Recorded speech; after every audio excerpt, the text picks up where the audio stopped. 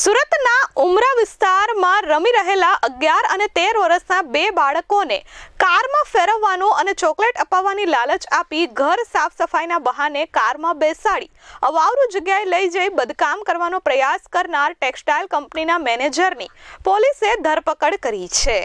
સુરતના ઈચ્છાનાથ SVNIT સર્કલથી પાલ ઉમરા bridge જવાના road પર સંત કેવલ સર્કલ નજીક ગત રાત્રે 9 વાગ્યાના અરસામાં રાજસ્થાની શ્રમજીવી પરિવારના બાળકો રોડ પાસે રમી રહ્યા હતા, જે પૈકી 11 વર્ષના અને 13 વર્ષના બાળકને એક કારમાં આવેલો અજાણ્યો યુવાન કારમાં ફેરવવાનો અને ચોકલેટ અપાવવાની લાલચ આપી ઘરની સાફ સફાઈ કરવાના બહાને કારમાં બેસાડીને લઈ ગયો હતો।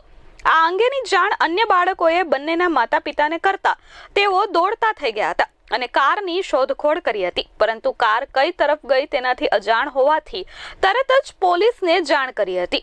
ઘટનાને પગલે લોકોનું ટોળું એકઠું થઈ ગયું હતું અને પોલીસે પણ ગંભીરતાને લઈ તાત્કાલિક જ નાકાબંધી કરાવી હતી। જો કે અડધો કલાક બાદ બંને બાળકો જે કારમાં ગયા હતા તે પરત આવતા ટોળા અને પોલીસે ઘેરી લઈ કાર ચાલકને પકડી લીધો હતો। પોલીસે બંને બાળકોની પૂછપરછ કરતા તેમણે કહ્યું કે કારમાં ફેરવવા અને ચોકલેટની લાલચ આપી ઘર સાફ કરવાના બહાને ઉમરા ગામ તરફ અવાવરૂ ગલીમાં લઈ ગયા બાદ બદકામ કરવાનો પ્રયાસ અંકલે કર્યો હતો।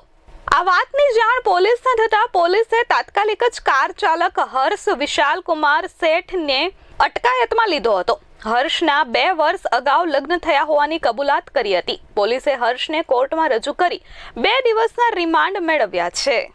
રાતના અંધારાનો લાભ લઈ કારમાં ફેરવવાનો અને ચોકલેટના બહાને કારમાં બેસાડી લઈ જઈ બદકામ કરવાનો પ્રયાસ કરનાર હર્ષ રીઢો ગુનેગાર છે।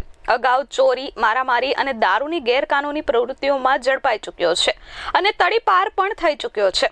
પોલીસને આશંકા છે કે હર્ષ ચાઇલ્ડ પોર્નોગ્રાફીને જોઈને બદકામ કરાવવાના પ્રયાસ કર્યાની આશંકાને પગલે તેનો મોબાઈલ ફોન કબજે લઈ FSLમાં મોકલ્યો છે। Bureau report S24 news Surat.